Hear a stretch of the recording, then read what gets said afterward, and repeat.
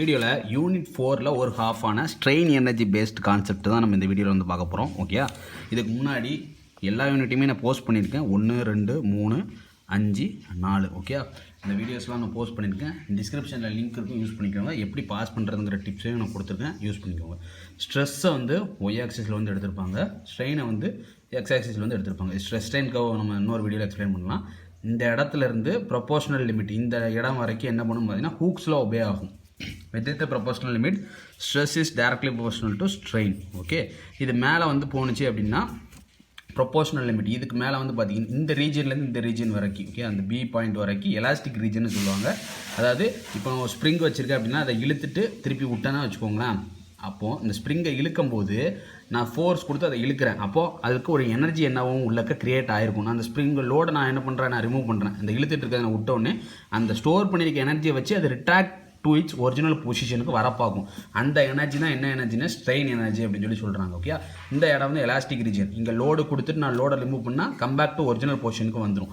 இதை தாண்டிட்டு அப்படின்னா plastic region அது உடைய தான் பார்க்கும். ஓகே, அட் த சர்டன் பாயிண்டில் அந்த மெட்டீரியல் என்ன ஆயிரும், ஃப்ராக்சர் ஆகி மெட்டீரியல் உடஞ்சும் போயிடும். ஓகே, இப்போ இந்த ஸ்ட்ரெயின் எனர்ஜின்னு சொல்கிறாங்க பார்த்தீங்கன்னா ஸ்ப்ரிங்கோட கான்செப்ட். இந்த ஸ்ப்ரிங்கை வந்து இழுத்து வச்சுருக்கேன் அப்படின்னா ஸ்ப்ரிங்கை இழுத்துருக்கும். ஓகே, அப்போ நான் ஸ்ப்ரிங்கு லோடு கொடுத்து நான் இழுக்கும் போது அதில் ஒரு ஸ்ட்ரெஸ் கிரியேட் ஆகி எனர்ஜியை என்ன பண்ணும், ஸ்டோர் பண்ணி வச்சுக்கும்.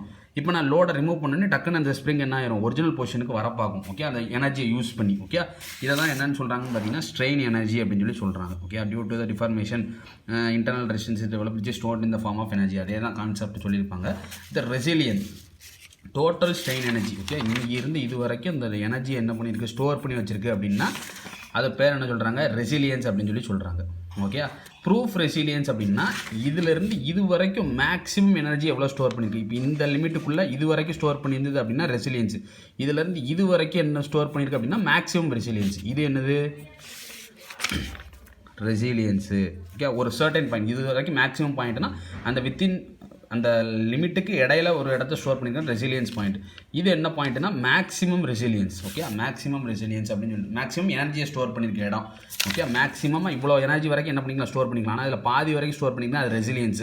இல்லை இந்த இடம் வரைக்கும் ஸ்டோர் பண்ணியிருக்கனால ரெசிலியன்ஸ் தான். ஓகே, மேக்ஸிமமாக எனர்ஜியை ஸ்டோர் பண்ணியிருக்க அப்படின்னா அது ப்ரூஃப் ரெசிலியன்ஸ் அப்படின்னு சொல்கிறாங்க. அது எதுக்குள்ளே தான் இருக்கணும், வித்தின் த எலாஸ்டிக் லிமிட்டுக்குள்ளே தான் இருக்கும். ஓகே, அடுத்து proof resilience maximum energy stored per unit volume. வால்யூமால் நான் டிவைட் பண்ணிட்டேன் அப்படின்னா அது பேர் என்னது, ப்ரூஃப் ரெசிலியன்ஸ் அப்படின்னு சொல்கிறாங்க. ஓகே, இதை பேஸ் பண்ணி ஒரு 2-3 ஒரு கான்செப்ட் ஃபார்முலாஸும் நான் சொல்லிடுறேன். ஓகே, கிராஜுவலாக ஒரு இதில் லோடை அப்ளை பண்ணுறது. ஓகே, இப்போ லோடை அப்ளை பண்ண லென்த் என்னாவும் இன்க்ரீஸ் ஆகிட்டே இருக்கும். Okay okay within the elastic limit வரைக்கும். ஓகே, இதை டெரைவ் பண்ணி கொண்டு வந்துருப்பாங்க. Stress is equal to load by area. Stress is equal to load by area. அடுத்து ஸ்ட்ரெயின் அப்படின்னா சேஞ்ச் இன் லென்த் பை என்னது, ஒரிஜினல் லென்த்து. ஓகே, இதை ரெண்டுத்தையும் ரிலேட் பண்ணுற மாதிரி ஒரு ஃபார்முலா இருக்குது. X equal to sigma E by என்னது எல். ஓகே, இ அப்படிங்கிறது யங்ஸ் மாடுலஸை குறிக்கும். இ அப்படிங்கிறது சிக்மா அப்படிங்கிறது ஸ்ட்ரெஸ்ஸை வந்து குறிக்கும். ஓகே, அடுத்து ஒர்க் டன் எவ்வளோன்னு கேட்டிருந்தாங்க அப்படின்னா சிக்மா ஸ்கொயர் வி பை என்னது 2E. இதெல்லாமே டெரைவ் பண்ணி கொண்டு வந்துருக்கு தான். ஜஸ்ட் நமக்கு டெரிவேஷன் கான்செப்ட் இல்லாமல் அந்த ஃபார்முலா மட்டும் யூஸ் பண்ணாலே போதும். எனர்ஜி ஸ்டோர்ட் வந்து சிக்மா ஸ்கொயர் பை 2E என்னது வி. மாடுலஸ் ஆஃப் ரெசிலியன்ஸ் அப்படின்னா இந்த வால்யூமால் வகுத்துறேன். வால்யூமால் வகுத்து அந்த வால்யூம் கேன்சல் ஆயிரும். சிக்மா ஸ்கொயர் பை என்னது 2E மட்டும் இருக்கும். ஓகே, இது வந்து என்னது அப்ளைடு கிராஜுவலி. ஓகே, இது வந்து என்னது அப்ளைடு சடன்லி. அப்ளைடு கிராஜுவலிக்கு நம்ம என்னென்ன ஃபார்முலாஸ் பார்த்தோம், அப்ளைடு சடன்லிக்கு என்னென்ன பார்க்க போகிறோம்னா அதே கான்செப்ட் தான். டபுள் த ஸ்ட்ரெஸ் இருக்கும். ஓகே, சிக்மா மேக்ஸ் அப்படிங்கிறது டபுள் த ஸ்ட்ரெஸ் இருக்கும். Applied with impact.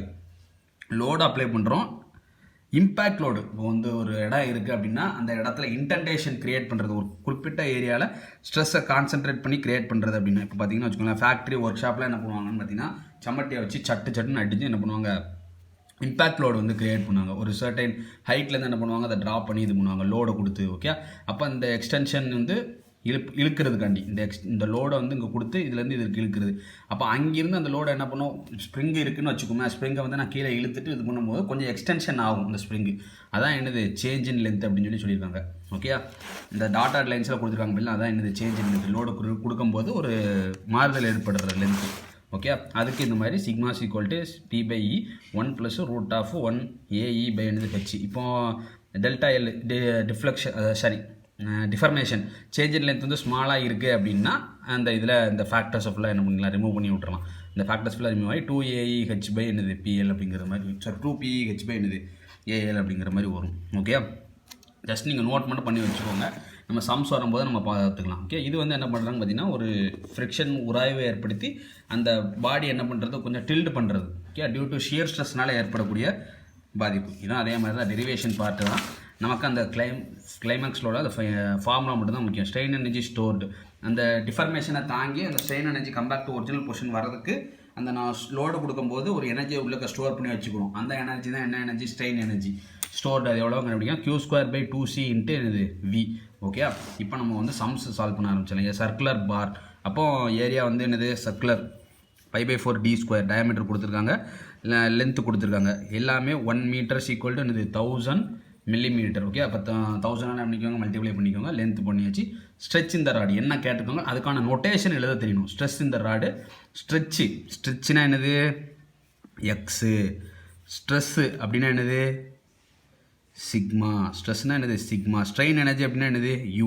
அப்போ இந்த ரிலேட் பண்ணுற ஃபார்முலா என்ன, அதை நான் என்ன பண்ண போகிறேன், அந்த இடத்துல நான் ப்ளேஸ் பண்ண போகிறேன்னு அர்த்தம். ஃபஸ்ட்டு வால்யூம் கண்டுபிடிச்சிக்கலாமா, வால்யூம் எடுத்து ஏரியான்ட்டு எழுது. ஏரியா நான் கண்டுபிடிச்சாச்சு, இன்ட்டு லென்த்து கண்டுபிடிச்சேன்னா எனக்கு என்னது வால்யூம் கிடச்சிருதா, வால்யூம் கிடச்சிருது. நான் வால்யூம் எது கண்டுபிடிக்கிறேன், ஸ்ட்ரெஸ்ஸு கண்டுபிடிக்கிறேன். ஸ்ட்ரெஸ்ஸுக்குனா லோடு பை என்னது யூனிட் ஏரியா. லோடு எவ்வளவு 80 kN கிலோனா என்னது 1000 மல்டிப்ளை பண்ணியிருக்காங்க. இப்போ 80 × 1000னா 80,000. ஓகே, அடுத்து எக்ஸ் கண்டுபிடிக்கிறாங்களா, sigma by Young's modulus into L. Young's modulus take is ஈக்குவல்ட்டுன்னு கொடுத்துருக்காங்க, பிரச்சனை இல்லை. ஓகே, அடுத்து ஸ்ட்ரெயின் எனர்ஜி அப்சர்வ்னா என்ன சொன்னால் யூ சொன்னோன்னா σ²/2E இன்ட்டு என்னது V. ஜஸ்ட்டு வேல்யூஸை ப்ளேஸ் மட்டும் பண்ணுங்கள், போடுங்க. ஸ்ட்ரெச் அப்படின்னாலே லென்த் மாறுது, இப்போ மில்லிமீட்டர். ஸ்ட்ரெஸ் அப்படின்னா நியூட்டன்/, என்னது மில்லிமீட்டர் ஸ்கொயரு. ஸ்ட்ரெயின் எனர்ஜி அப்படின்னா Newton metre.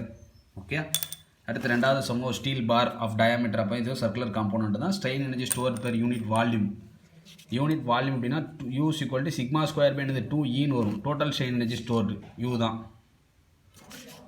Okay, okay, diameter, load, length E. Okay, just நான் என்ன பண்ண போகிறேன், ஃபார்முலா போட்டு கண்டுபிடிக்க போகிறேன். ஏரியா கண்டுபிடிச்சி அதுலேருந்து ஸ்ட்ரெஸ் கண்டுபிடிக்கிறேன். லோடு தெரியும், ஏரியா தெரியும். Strain energy stored volume σ²/2 into Young's மாடுலஸோட வேல்யூ இன்ட்டு வால்யூம் என்னது 1.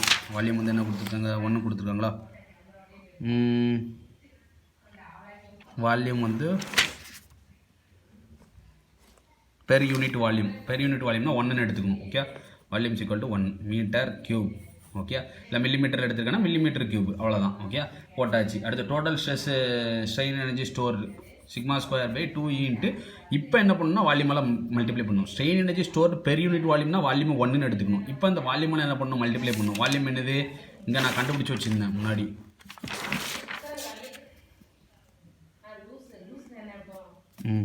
வால்யூம்க்கு என்ன ஃபார்முலா, ஏரியா இன்ட்டு என்னது லென்த்து. ஏரியா எனக்கு என்னென்னு தெரியும், இதுன்னு தெரியும். லென்த் எனக்கு என்னது, லென்த்து 400ன்னு தெரியும். ஓகே, வால்யூம் கண்டுபிடிக்கிறது, அதாவது வால்யூமை நான் டேரெக்டாக கண்டுபிடிக்கிறதுக்கு மேலே என்ன பண்ணுறாங்க, π/4d² இன்ட்டு என்னது எல்லை போட்டு என்ன பண்ணுறாங்க கண்டுபிடிக்காங்க. அதான் ஏரியா, இது ஏரியா, இது என்னது லென்த்து போட்டு மல்டிப்ளை பண்ணிங்கன்னா ஸ்ட்ரெயின் எனர்ஜியும் வேல்யூவும் கிடைத்து விடும். ஓகே, அதை டேப்லேஷன் பண்ணி எழுதியிருக்காங்க. தேர்டு சம் பார் ஆஃப் 1500 மீட்டர்². அப்போ ஏரியா, இது லென்த்து, இது extension due to suddenly apply load. அப்போ சடன்லி அப்ளை லோடுக்குள்ள ஃபார்முலா யூஸ் பண்ண போகிறேன். சிக்மா என்ன கேட்டிருக்காங்களோ அதுக்கான நொட்டேஷன் நமக்கு தெரியணும். சிக்மா பை என்னது P. சரி, சிக்மாவும் Pயும். ஓகே, அப்போ எக்ஸோட ஃபார்முலா போடுங்க. எக்ஸ் எனக்கு 2ன்னு தெரியும், சிக்மா தெரியாது, E தெரியும், L தெரியும். அப்போ அதுலேருந்து சிக்மா கண்டுபிடிச்சிடலாமா. சடன்லி லோடு அப்ளைட் அப்படின்னா ட்வைஸ் த லோடு. இப்போ பார்த்தோம்ல, சிக்மா மேக்ஸ் = 2 இன்ட்டு என்னது சிக்மா. ஓகே, சிக்மாக்கு பதிலாக என்னது P/A. Pக்கு பதிலாக போட்டாச்சு, Aக்கு பதிலாக போட்டாச்சு 2 சிக்மா. இதுலேருந்து என்ன கண்டுபிடிச்சலாம், லோடு கண்டுபிடிச்சலாமா. 75 அடுத்து 3 0 இருக்கிறதுனால அதுக்கு கேன்னு நம்ம போட்டாச்சு. ஓகே, அடுத்து uniform metal bar of length, elastic, area கொடுத்துட்டாங்க, லென்த்து கொடுத்துட்டாங்க. ஸ்ட்ரெஸ்ஸோட லிமிட்டு என்ன பண்ணிட்டாங்க, கொடுத்துட்டாங்க. நியூட்டன்/, மில்லிமீட்டர் ஸ்கொயரில் இருக்குது அப்படின்னாலே அது என்னது தான் ஸ்ட்ரெஸ்ஸோட வேல்யூ. ஓகே, ப்ரூஃப் ரெசிலியன்ஸ் கேட்டிருக்காங்க. Gradually applied load, suddenly applied load. Suddenly applied load first gradually கண்டுபிடிச்சி அதை என்ன பண்ணிக்கலாம், 2ஆல் பெருக்கிக்கலாம். ஓகே, ப்ரூஃப் ரெசிலியன்ஸ்க்கு என்ன ஃபார்முலா,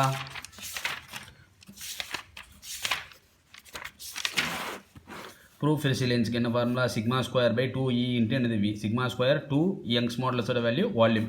வால்யூம் நம்ம பண்ணும்போது இது என்னது, இது ஏரியா, இது என்னது லென்த்து. ஓகே, ஏரியா எவ்வளோ கொடுத்துருந்தாங்க, 900 கொடுத்தாங்க. லென்த் எவ்வளோ கொடுத்தாங்க, மில்லிமீட்டர் மீட்டராக மாற்றதுக்கு 1 மீட்டர் = 1000 மில்லிமீட்டர். ஓகே, அதை வேல்யூ ப்ளேஸ் பண்ணிக்கோங்க. நான் சொன்னேன்னா ஃபஸ்ட்டு கிராஜுவலி அப்ளை லோடுங்கிறது சாதாவாக கண்டுபிடிக்கிறது. இதில் டபுள் பண்ணிட்டா அது என்னென்ன ஆயிரும், சடன்லி அப்ளை லோடாக மாறிடும். PS = sigma A/2. சிக்மாவோட வேல்யூ ஏயோட வேல்யூ /2 போட்டிங்கன்னா இதோட லோடு கிடச்சிரும். சடன்லி அப்ளை லோடு எவ்வளோங்கிறது தெரிஞ்சிடும். ஓகே, இதற்கு இது பாதியாக இருக்கும். அதான் நான் என்ன சொன்னேன், இங்கே சொன்னேன் பார்த்தீங்களா. ஓகே, சடன்லி அப்ளை லோடு வந்து 90 இருக்குது அப்படின்னா அதுலேருந்து டக்குன்னு என்ன பண்ணிடலாம், கிராஜுவலி லோட மல்டிப்ளை பண்ணிங்கன்னா 2ஆக மல்டிப்ளை பண்ணால் கிடச்சிட போகுது. ஓகே, அது 90னா இது என்னது 180. நமக்கு ஒரே ஃபார்முலா தெரியும், சிக்மா = P/A. அப்போ எனக்கு P தேவை அப்படின்னா சிக்மா × A. சிக்மாக்கு 200, இதுக்கு A. ஓகே, 180 எடுத்துகிட்டு இந்த 3 0க்கு பதில் என்ன போட்டுக்கலாம், K போட்டுக்கலாமா.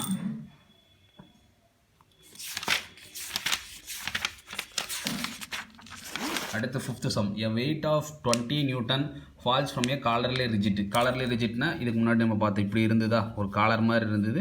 அதை கொஞ்சம் டிஃபர்மேஷன் கொடுத்து லோடு கொடுத்து கொஞ்சம் தூரம் நவுட்றேன்னா கொஞ்சம் என்ன பண்ணுவோம், சேஞ்ச் இன் லென்த்து மாறும், DL.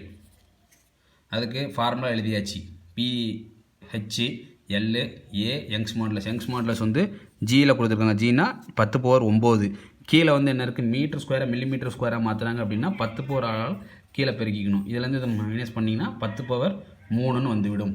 ஓகே, அடுத்து என்ன பண்ணியாச்சு, இதை வந்து 2 டிஜிட் தள்ளி புள்ளி வைக்கிறாங்க அப்படின்னா 3.1. இந்த இதை 10² எழுதிக்கலாம். இங்கே யாருன்னு என்ன இருக்குது, 10⁻3 இருக்குது. அப்போ 2 யார் பண்ணால் 10⁻4 5.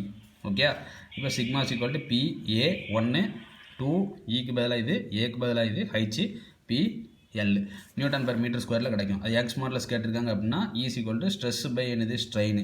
ஸ்ட்ரெஸ்ஸுக்கு சிக்மா, ஸ்ட்ரெயினுக்கு வந்து என்னது, change in length to the original length. Okay, இப்போ இதை அங்கே கொண்டு போயிட்டு இதை அங்கே கொண்டு வரேன். அப்போ ΔL/L = சிக்மா பை என்னது, E. அதாவது E = sigma by ΔL/L. Okay, இதை அங்கே கொண்டு போயிட்டு இதை கொண்டு வரேன், சிக்மா பை E. ஜஸ்ட் அந்த வேல்யூஸை மட்டும் என்ன பண்ணுறேன், ப்ளேஸ் பண்ணுறேன். ΔL = sigma E × L. Okay, அதை போட்டிங்கன்னா டிஃப்ளெக்ஷன் எவ்வளோ டிஃபர்மேஷன் அப்படிங்கிறது ஒரு லென்த் என்ன இருக்கிறது, மாறி இருக்குது. ஓகே, இப்போ அடுத்த சம் பார்த்தீங்கன்னா P கொடுத்துருக்காங்க, H கொடுத்துருக்காங்க, L கொடுத்துருக்காங்க. எல்லாத்தையும் மீட்டர்லேருந்து மில்லிமீட்டராக மாற்றி வச்சாச்சு, ஏரியாவும் கண்டுபிடிச்சாச்சு. இது என்ன லோடு, இம்பாக்ட் லோடு. இம்பாக்ட் லோடுக்கான ஃபார்முலா எழுதுகிறேன், வேல்யூஸ் என்ன பண்ணுறேன், ப்ளேஸ் மட்டும் பண்ணுறேன். 2க்கு யங்ஸ் மாடுலஸுக்கு இது, ஏரியாவுக்கு இது, ஹைட்டுக்கு இது, ஹைட்டும் கொடுத்துருக்காங்க. லோடு எவ்வளவு, லென்த்து எவ்வளவு, அப்போ ஸ்ட்ரெஸ்ஸு கிடச்சிருது. அப்போ E = Young's modulus = sigma by E. அப்போ E தேவை அப்படின்னா சிக்மா பை E. ஈக்கு பதிலாக சிக்மாக்கு பதிலாக வேல்யூ போட்டாச்சு, இந்த இதில் கண்டுபிடிச்சது யங்ஸ் மாடுலஸ் எவ்வளவும் போட்டாச்சு. அப்போ E கிடச்சிருது. ஈக்கு யூனிட் கிடையாது, ஏன் அப்படின்னா ΔL/L. ΔL என்னது, மீட்டர் தான், இதுவும் மீட்டர் தான். மீட்டர் அடியாகி போய் என்ன இருக்கும், நோ யூனிட்டில் இருக்கும். ஓகே.